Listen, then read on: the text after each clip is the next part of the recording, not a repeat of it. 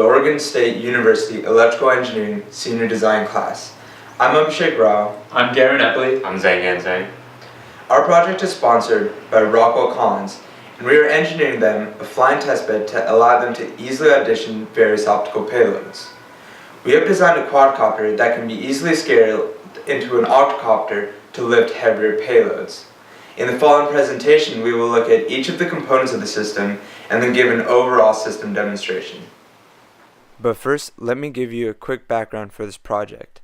Currently, Rockwell Collins aims to test their optical payload on different points on an aircraft's glide slope. Previously, they have conducted relatively expensive manned flights to test their cameras and are looking for a cheaper and quicker alternative to test their equipment. This is how the multi-copter solution was born.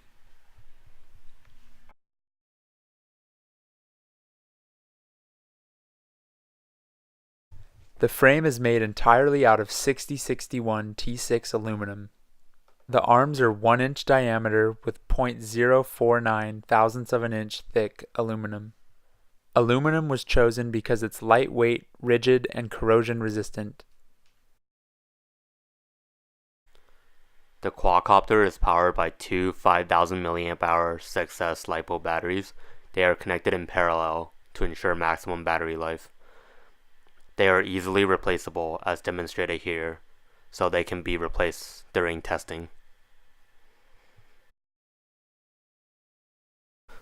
Each of the 4 motors are capable of generating 3 kilograms of thrust each when equipped with 18-inch propellers.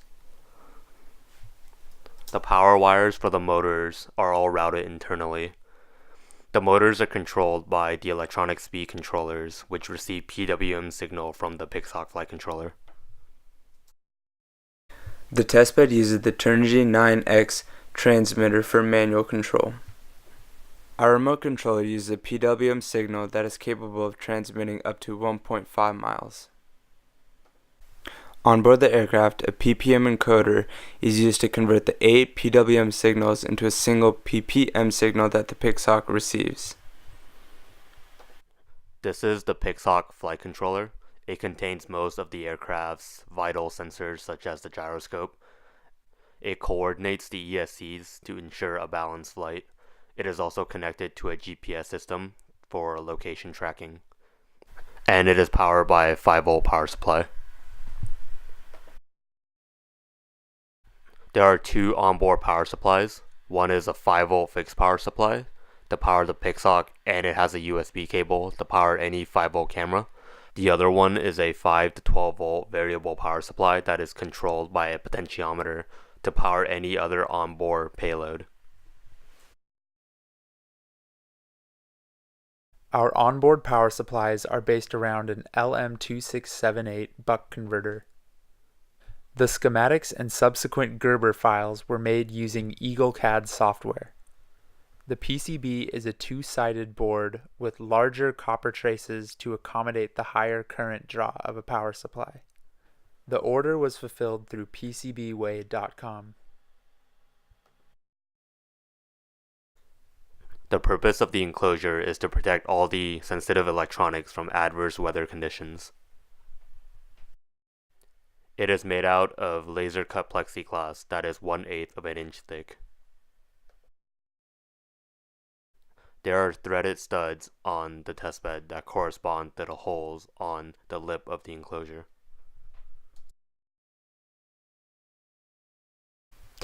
The 2 main terminals are used to charge the battery.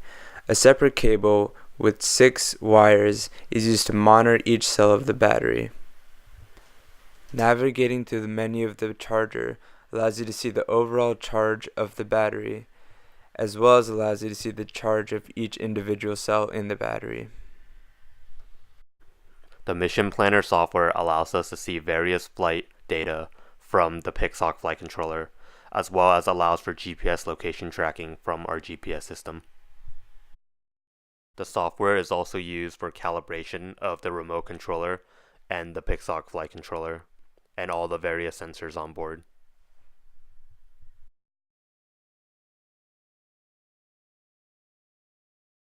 Before turning on the testbed, make sure that all switches on the transmitter are in their back or home position. Ensure that the throttle is in the fully upright position and that the right stick is in its home position. Now, with the battery still disconnected, turn on the transmitter. Next, connect the battery power to the test bed. The Pixhawk will take a moment to fully start up, but after some time, it will flash a steady blue, meaning that it is ready to be armed.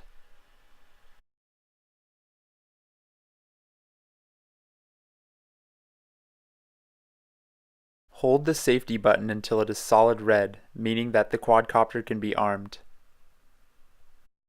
To arm the quadcopter from the transmitter, push the left stick into the top right corner and hold. Once armed, the motors will begin to spin in their idle position. The testbed will not take off until the throttle is moved. Using the transmitter, the testbed can now be flown manually. This is test footage gathered from a GoPro camera secured to the bottom of the testbed.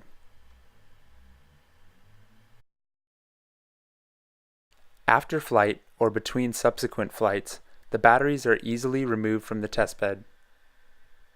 Simply disconnect the Dean's connector and slide the batteries out of the battery tray. Now, the batteries can be charged, or a different set of batteries can replace these so that another flight can be done without having to wait for the batteries to fully charge. Once the batteries have been connected to the charger, as shown earlier in the video, there are many different settings to choose how the batteries can charge. For these batteries, make sure you have 5 amps set as the charge current and that 22.2 volts, or 6S, is chosen as the battery type. Once charging has begun, the status of the battery can be viewed on the screen. To adjust different manual flying characteristics of the testbed, use the menu on the Turnigy 9X transmitter. Depending on user preference and skill, the throttle curves can be adjusted so that movement of the left joystick corresponds to different degrees of movement of the testbed itself. Also, note that there are many programmable switches on top of the transmitter that could control camera gimbals and servos for future footage capture applications.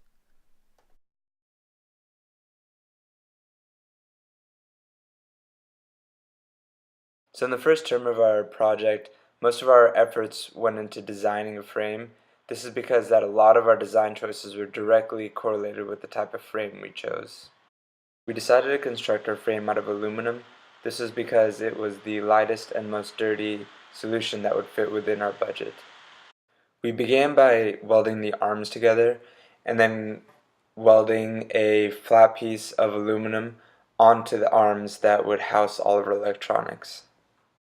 During this part of the project, we had to make sure we were being very precise and kept our frame weight balanced, as this would translate into stable flight later on.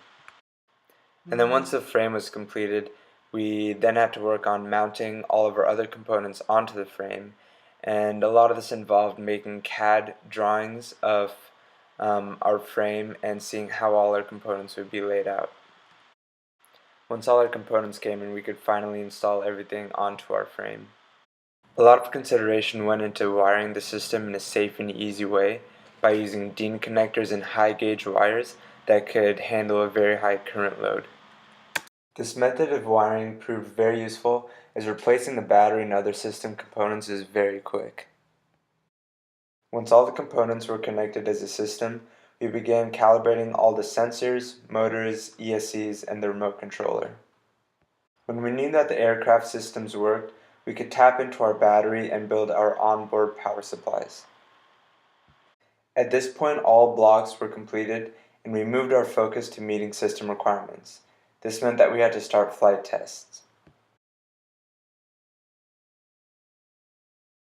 In this video, we wanted to test the battery life of the drone, so we found the point on the throttle where the drone would hover, tied the drone to the ground, and let it run at this throttle for 10 minutes. We're happy to find that the full battery only drained to 30%, meaning that we had met the system requirement and could safely fly the drone for an adequate time. In this video, our aircraft is fitted with our old landing gear made out of PVC pipe and its 6-pound dummy payload. During a test flight, the coils on a motor shorted and caught fire. We believe this was due to a faulty motor. Consequently, we had to order a new motor which took weeks to arrive and disabled us from flying during that time. When the new motor arrived, we replaced our bulky landing gear with new lightweight, flexible legs. They were very easy and cheap to construct, so we made multiple pairs that could easily be replaced or modified. The landing gear and the new motor both work very well, and we have had many successful flights since then. One of the important lessons learned during this project is to always do incremental testing. During our testing stage, we went from flying with no payload to flying with a full payload and had one of our motors failed. And due to this, we lost a lot of time. Speaking of lost time, when ordering parts with long lead times, you should try to order extra parts just in case of part failure or faulty parts. Because of this, when you are planning the budget for your project, be sure to plan for a contingency budget. Before starting your project, be sure you understand all the project requirements, and during the project, be sure to keep in regular contact with your stakeholder to avoid confusions and to make sure both parties understand what they are expecting from each other. Make sure your requirements are quantifiable so that during system and block testing, they can be easily identified as either pass or fail.